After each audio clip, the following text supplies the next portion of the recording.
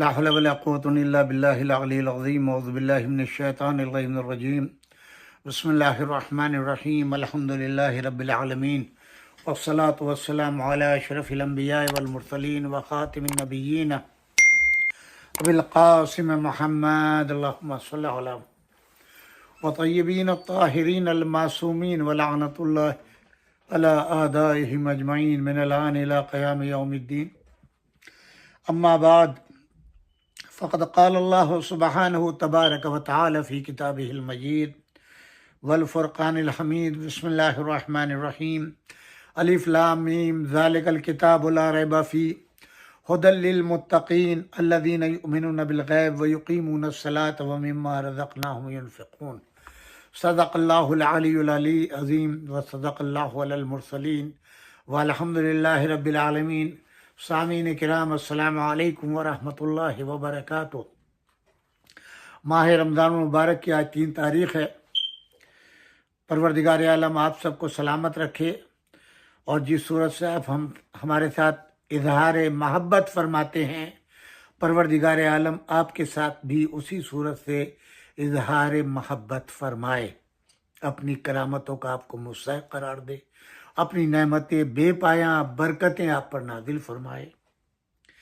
آج ہمارا یہ سلسلہ تھوڑا سا عنوان اب ہم نے جو ہے وہ دوسری طرف لے جا رہے ہیں اور قرآن مجید کا دوسرا سورہ بقرہ کی ابتدائی آیتیں جو میرے موضوع سے متعلق ہیں ان کی تلاوت کا شرف حاصل کیا. الف لام میم حروف مقطعات میں سے ہے. اس کے بعد ذالک الکتاب لا ریب فیہ، یہ کتاب قرآن مجید جو تمہارے درمیان ہے اس میں ذرہ برابر بھی کوئی فی نہیں ہے، کوئی کمی نہیں ہے. کیوں؟ اس لیے کہ یہ کلام خالق کا ہے. اور کس کے لیے ہے؟ مخلوق کے لیے ہے. جب کوئی شخص تبصرہ کرتا ہے، کوئی کمی و بیشی نکالتا ہے تو ضروری ہے کہ اس کتاب کے مصنف سے زیادہ علم رکھتا ہو یا اس کے برابر علم رکھتا ہو. تو اب یہ کتاب تو اس کی ہے جو خالق ہے، ہم اور آپ مخلوق ہیں. تو ہم یہ سوچیں اپنے گریبان میں جھانک کے کہ کہاں کل کائنات کے علم کا مالک اور کہاں ہم ایک ذرہ برابر اس مٹی کے پیدا کیے ہوئے.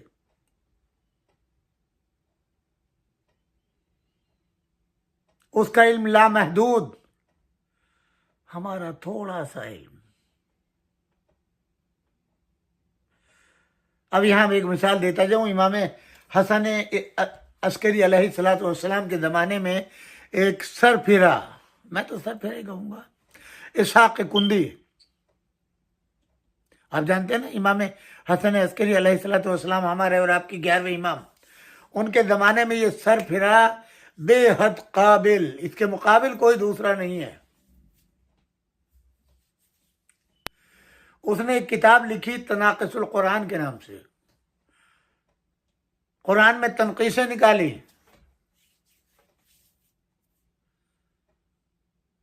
قرآن میں یہ نقص ہے، یہ نقص ہے، یہ نقص ہے. وہ یہ بھول گیا کہ وہ مخلوق ہے.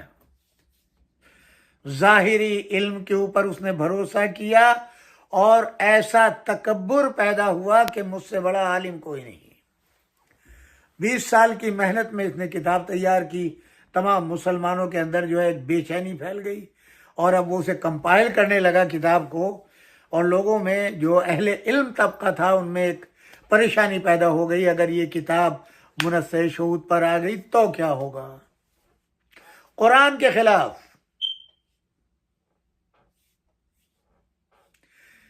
کچھ لوگوں نے شکایت امام حسن عسکری علیہ السلام تک پہنچا دی. آپ نے فرمایا تم میں کوئی نہیں ہے جو اس کو اس عمل سے روکے یا اس سے سوال کرے. مولا اس کا علم و فضل اور اس کا دبدبہ ایسا ہے کہ کوئی جسارت نہیں کر سکتا، ہمت نہیں کر سکتا. امام نے ایک نوجوان سے کہا تم آگے بڑھو، تم جاؤ. مولا کیسے کروں؟ پہلے اس کی شاگردی اختیار کرو. اس کی شاگردی اختیار کرنے کے بعد تھوڑا سا اثر و رسوخ قائم کرو. انسیت پیدا کرو، محبت پیدا کرو، اس کے دل میں اپنا مقام بناؤ تاکہ وہ تمہیں پہچانے، تمہیں اپنا سمجھے۔ اب یہ روزانہ اس کے قریب جاتا رہا، امام کو خبر دیتا رہا، یہاں تک کہ اسحاق کندی ایک دن بیمار ہو گیا۔ یہ صاحب اس کے گھر تک پہنچ گئے، کہا تم میرے گھر کیوں آئے ہو؟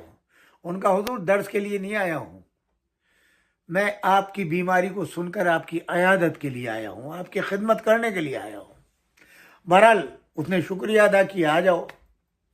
گھر بہت ہی گندا تھا، عام طور پہ جو پڑھے لکھے لوگ ہوتے ہیں نا ان کے یہاں تنظیم نہیں ہوتی، لکھنے پڑھنے کا کام وہ کرتے ہیں، لہٰذا ایک پیپر ادھر ہے، کتاب ادھر ہے، بستر پہ کتابیں، ٹیبل پہ کتابیں، کمرہ بالکل ایک دم اتھل پتھل ہوتا، کوئی صفائی کا خاص خیال نہیں رکھتے ہیں۔ یہ صاحب بھی ایسے ہی تھے، لہذا انہی نے ان کی کتابوں کو ترتیب دینا شروع کیا، کاغذات جو بکھرے پڑے تھے انہیں اکٹھا کیا۔ انہوں نے پوچھا کیا کریں؟ ان کا کہ حضور ایسے میں آپ بیمار نہیں ہوں گے تو کیا ہوگا؟ ایسے مقام کے اوپر جہاں ہر طرف کاغذ ہیں، کتابیں ہیں، کھانے کی چیزیں پڑی ہوئی ہیں، تو اس میں جو ہے بدبو بھی آ رہی ہے، آپ کی طبیعت مزید خراب ہوگی۔ انہوں نے شکریہ ادا کیا، صفائی ستھرائی کرنے کے بعد اب ان کاغذات کی طرف بڑھے جو اس موضوع سے متعلق تھے۔ ان کا ان کو ہاتھ نہ لگانا، ان کو ہاتھ نہیں لگا رہا ہوں، یہ بکھرے پڑے ہیں، ان کو تنظیم کر رہا ہوں۔ اچھا ٹھیک، شکریہ حضور، کیا ہے یہ؟ ان کا تمہیں کیا معلوم، میری 20 سال کی محنت ہے۔ اچھا کیا کام کیا آپ نے؟ یہ تناقض القرآن کے نام سے ایک کتاب لکھی ہے، قرآن میں جو نقص ہے، کمی ہے، وہ میں نے نکالی ہے۔ اچھا بڑا کام کیا آپ نے۔ ان کا تم کیا جانا، دیکھنا کیسی قیامت آئے گی دنیا کے اندر جب یہ کتاب کمپائل ہو کر کے آئے گی۔ اگلے روز اس نے جا کے خبر امام کو کہ امام نے فرمایا آج جاؤ پھر اس کی کتاب کو ترتیب کرو، اور جب وہ کچھ پوچھے تو اس سے پوچھنا تم کہ حضور یہ تو فرمائیں یہ کتاب کس کی ہے؟ ظاہر ہے وہ کہے گا اللہ کی کتاب ہے، تو اس سے یہ سوال کرنا کہ آپ کون ہیں؟ مخلوق ہیں، آپ کا علم بڑا ہے یا اللہ کا؟ تو وہ کہے گا اللہ کا۔ تو اس سے یہ سوال کرنا کہ جو تنقیص آپ نے جس مقام پر لگائی ہے، تو آپ یہ بتائیں کہ آپ نے اس لحاظ سے تنقیص پیدا کی ہے جو کچھ آپ کی عقل سلیم میں آیا ہے، جو کچھ آپ نے نتیجہ نکالا ہے، سمجھا ہے۔ وہ کہے گا ہاں، تو پھر یہ کہنا کہ کیا جس خالق نے اس کتاب کو نازل کیا اس کا بھی مقصود وہی ہے جو آپ نے سمجھا؟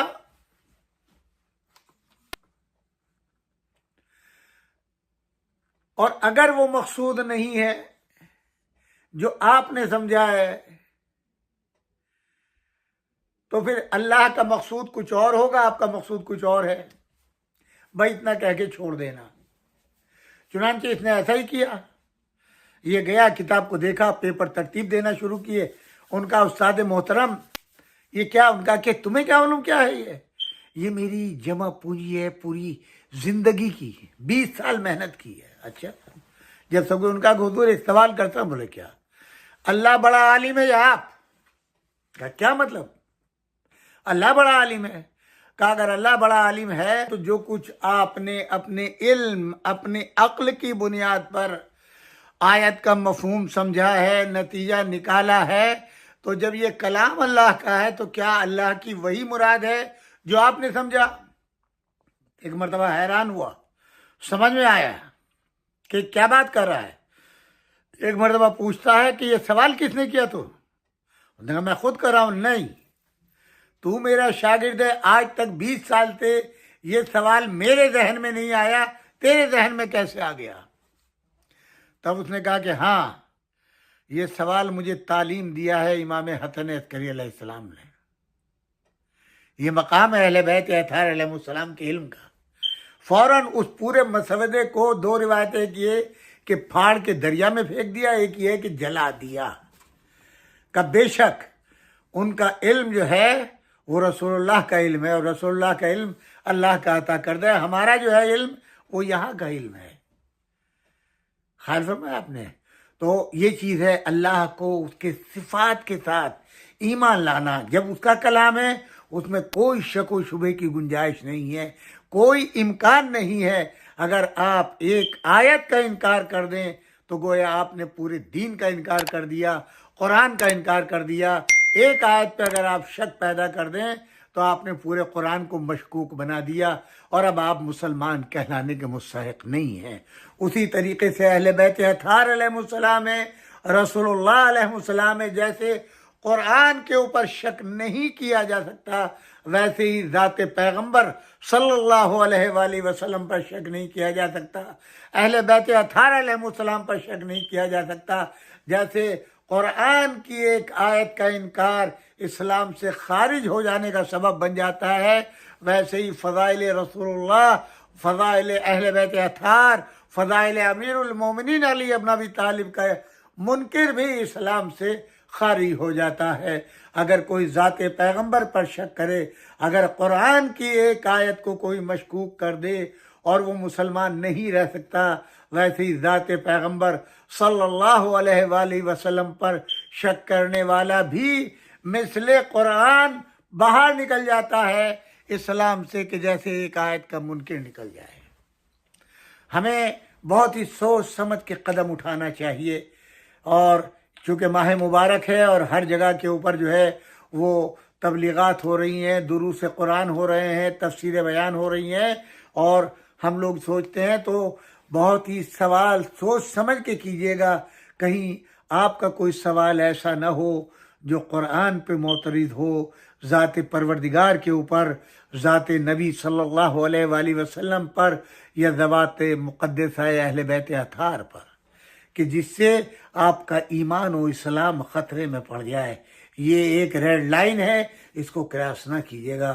یہ سوچ کے سوال کیجیے گا آپ مخلوق ہیں، آپ کی عقل محدود ہے، آپ کا علم محدود ہے. کبھی بھی یہ نہ کہیے گا قرآن کی آیت یہ ایسے ہوتی، اس کا ترجمہ ایسے ہوتا، اس کی تفسیر ایسے ہوتی، حدیث پیغمبر ایسے ہوتی. تو یہ ریڈ لائن ہے، اس کو کراس نہ کیجیے گا پلیز. تمام صاحبان اسلام اور صاحب ایمان سے وہ ہے کہ پورے ایک مہینہ آپ کی تربیت کا مہینہ ہے. تو آپ دیکھیں کس صورت سے امام حسن عسکری علیہ السلام سے نہ ڈڈا، نہ تلوار، نہ چھرا، نہ کوئی اور بات، ایک ایسا سوال وارد کر دیا. تو یہی چیز ہے جہاں ہم کو ایمان کی دعوت ملتی ہے. اب قرآن مجید کو کیا ہے؟ ھدی للمتقین. دیکھیے جب انداز ہے، پہلی آیت جو ہے ھدی للمتقین، یہ متقین کی ہدایت کے لیے آیا. حوالے دوں گا قرآن کے درمیانے اس مہینے میں کئی بار آیا ھدی للناس، لوگوں کی ہدایت، مذہب کی قید نہیں. جو بھی قرآن سے فائدہ حاصل کرنا چاہے گا اسے فائدہ ملے گا. فائدہ الگ چیز ہے، ہدایت الگ چیز ہے. ہدایت ہے یہ، ہادی ہے یہ مومنین کے لیے، متقین کے لیے. اور اب اس کے بعد متقین کی صفات بیان ہو رہی ہیں. وہیں پر متقین کون ہے؟ جن کے لیے یہ قرآن ہادی، الذین یؤمنون بالغیب. پہلی شرط کیا ہے؟ کہ وہ لوگ جو غیب کے اوپر ایمان رکھتے ہیں.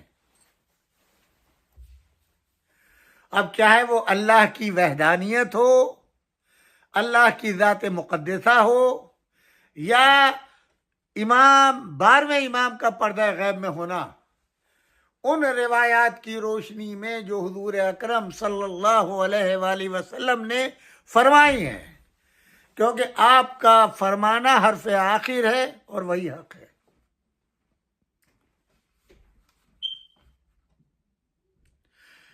دوسری شرط وَيُقِيمُونَ الصَّلَاةَ، نماز کے قائم کرنے والے، یعنی پابندی وقت سے نماز ادا کرنے والے.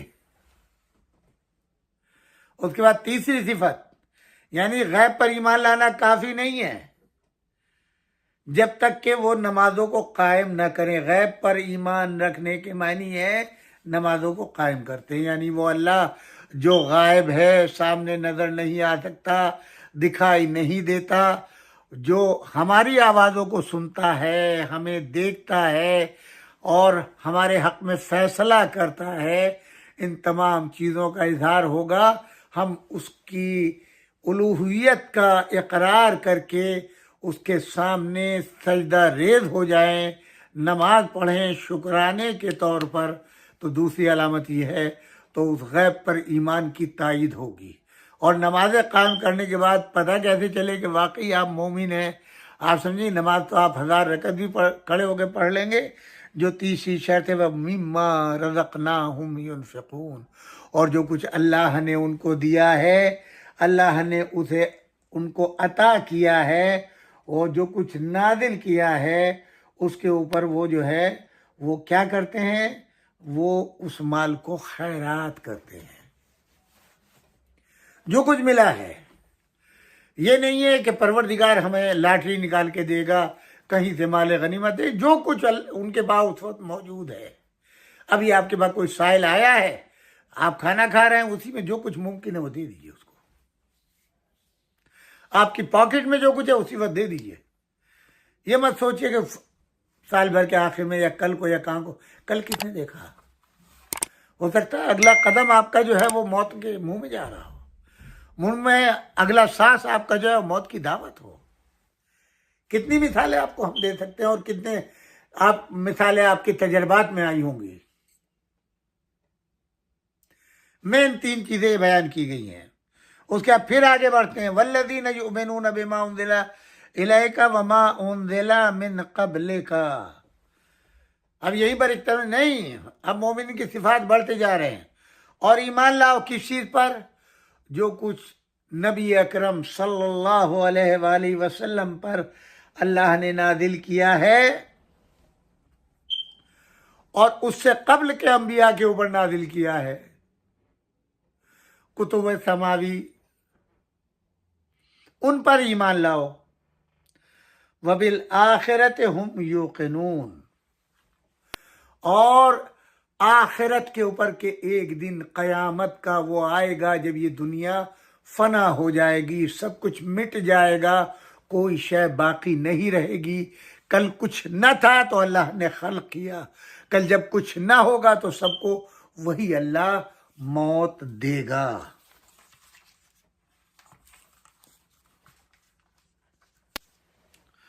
اولئک علی ھدی من ربہم وَأُولَئِكَ هُمُ الْمُفْلِحُونَ.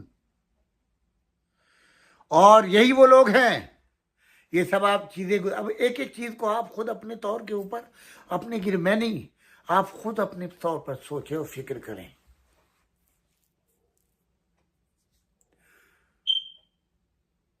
یہی ہدایت یافتہ ہیں، اور یہی لوگ وہ ہیں جو فلاح پانے والے ہیں.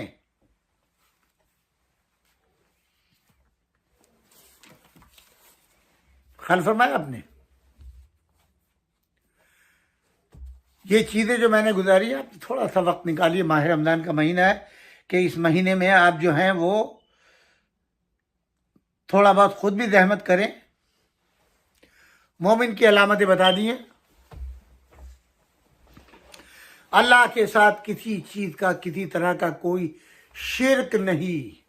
وہ یک و تنہا ہے، صاحب اختیار ہے، اپنے معاملات میں کسی کو دخل نہیں دیتا. اللہ وہ ہستیاں جن کو اس نے اپنے لیے مخصوص کیا ہے، جس میں ہمارے نبی اکرم خاص طور سے جو سید الانبیاء بھی ہیں، خاتم النبیین بھی ہیں، اور ان کے اہل بیت اطہار، کہ ان کو حق شفاعت دیا ہے. شفاعت کا حق خود اللہ کا ہے، جس پر چاہے مہربان ہو، جس پر چاہے نہ، اسے اختیار ہے. لیکن ان کو یہ اختیار دیا، اگر یہ کسی کے شفیع بن جائیں تو پھر پروردگار عالم ان کی سفارش کے آگے جو یہ کہیں وما تشاؤون الا ان یشاء اللہ، کیوں؟ یہ بھی ہر اہل غیر نتو خیرے کی سفارش کرنے والے نہیں ہیں، یہ تو وہی کرتے ہیں جو اللہ چاہتا ہے۔ کیوں؟ اپنے نبی کے لیے فرما دیا وما ينطق عن الهوى ان هو الا وحی یوحی، یہ کلام نہیں کرتا جب تک اللہ کی وحی ان پر نازل نہ ہو جائے۔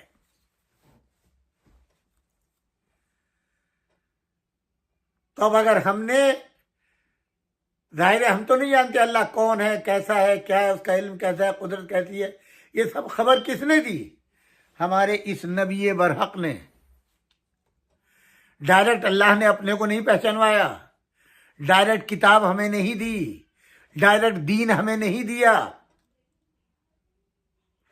ہمیں جنت کی بشارت اللہ نے ڈائریکٹ نہیں دی، جہنم کی خبر ہمیں اللہ نے ڈائریکٹ نہیں دی، ہمارے نبی نے بتایا، اچھائی برائی کی تعلیم نبی نے دی، قرآن کی تعلیم نبی نے دی، دین نبی نے دیا، کلمہ نبی نے سکھایا، سب کچھ نبی نے سکھایا۔ تو اب ہم جو بھی کچھ کریں گے اس یقین کے اوپر کہ نبی نے فرمایا ہے، لہذا اسی نبی کے ذریعے سے اللہ تک ہم جائیں گے۔ ہماری نماز، ہماری عبادتیں، ہمارا روزہ، حج، زکوٰۃ، خیرات، یہ سب اسی نبی کے وسیلے سے اللہ تک جائیں گی۔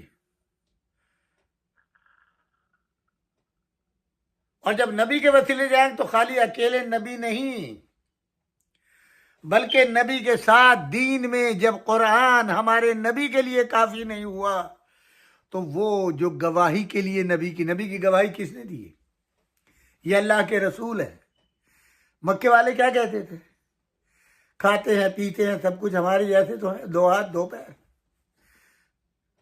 یہ تو غریب ہیں، یتیم ہیں، ان کو نبی کس نے بنا دیا؟ ہم میں ایک سے ایک دولت مند۔ اچھا، ہر زمانے میں یہ چیز آپ کو ملے گی، کوئی بھی زمانہ نبی، کسی بھی نبی کا ایسا نہیں گزرا جس میں یہ بات نہ آئی ہو۔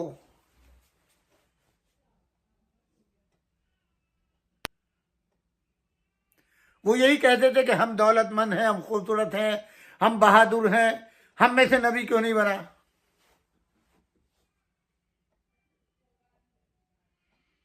اسی قرآن میں حوالہ دوں گا انشاءاللہ کسی روز، جناب طالوت کا واقعہ ہے۔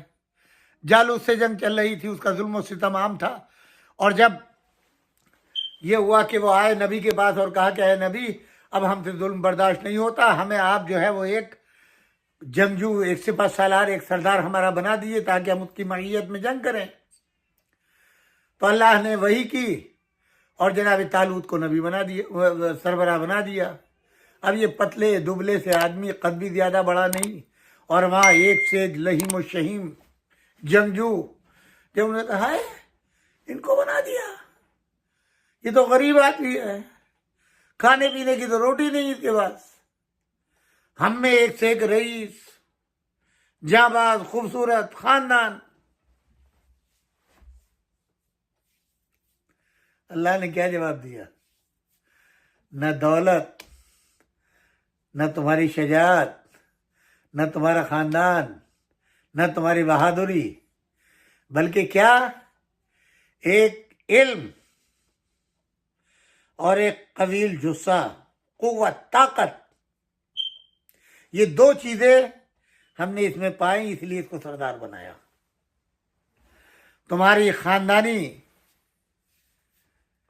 روایات، خاندان کی تعریفیں، خاندان کی شہرت، اس پہ ہم نہیں جاتے۔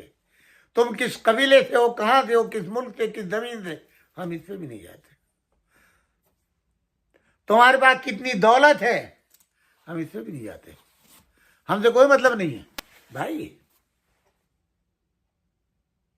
ہم تو اتنا جانتے ہیں کہ طالوت کے پاس علم ہے، ہم نے اسے علم دیا ہے، اور اس کے بعد قوت و طاقت ہے، قوی بدن ہے، خالی موٹاپا نہیں، جو میدان جہاد میں قدم رکھ کے جما دے وہ بہادر ہے۔ لہذا ہم نے طالوت کو بنایا ہے۔ تو ہمیں اس یقین کے ساتھ کہ جو نبی کریم مبشر بن کے آیا ہے اور اس نے بشارت دی ہے، اور اس نے جو کچھ صفات اللہ کے بیان کیے ہیں، ہم اس پر ایمان لائے ہیں۔ हर उस चीज़ के ऊपर ईमान लाए हैं जो कुछ मोहम्मद मुस्तफ़ा सल्लल्लाहु अलैहि वसल्लम ने अपनी हयात तैयबा में फरमाया है, और हम उसी चीज़ पर आमिल होंगे जिसके लिए हमारे नबी अकरम सल्लल्लाहु अलैहि वसल्लम ने निशानदेही फरमाई है। जिसके एहतराम का हुक्म दिया उसी का एहतराम किया जाएगा।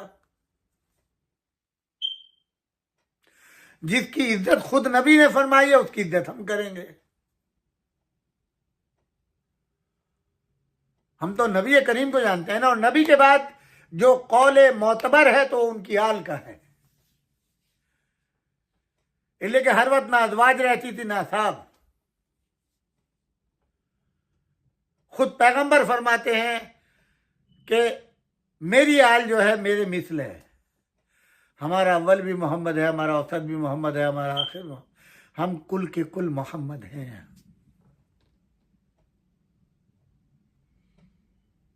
अजीजों, आज की गुफ्तगू हम यहीं पर ख़त्म कर रहे हैं।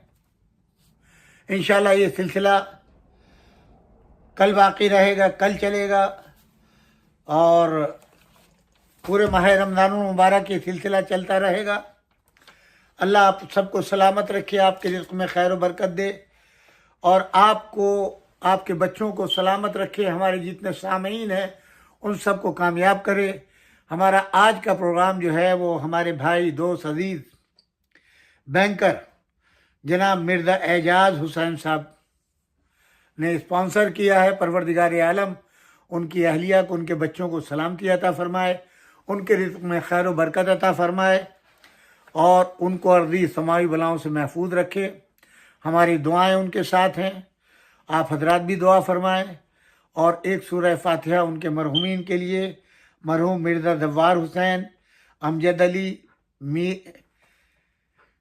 मीर कनीज़ सुगरा, अशरफुन्निसा बेगम, मिर्ज़ा अबरार हुसैन, कनीज़ मेहदी, कनीज़ ताहिरा, नसरीन, और उनके खानवादे के तमाम मरहूमीन के लिए इसाले सवाब फरमाए। आप अपने मरहूमीन के लिए, मेरे वालिदैन के लिए, और मौलाना मरहूम सैयद तिलमिज़ुल हसन रिज़वी साहब क़िबला के लिए सूरह फातिहा। वस्सलामु अलैकुम जमीअन व रहमतुल्लाहि व बरकातुहू।